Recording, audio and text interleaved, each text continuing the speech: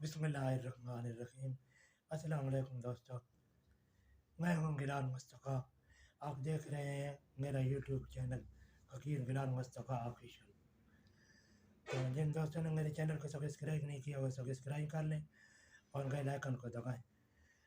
तो चलते हैं अपने प्रोग्राम के सिलसिले में कि तहरीक लबैक पाकिस्तान के मरकज़ी अमीर अल्लामा साद हुसैन रिजवी साहब से हाफ़िज़ शफ़ीक़ आरज़ू क़ादरी साहब अमीर ज़िला गुजरात की क़यादत में गुजरात वफ़द की मुलाकात।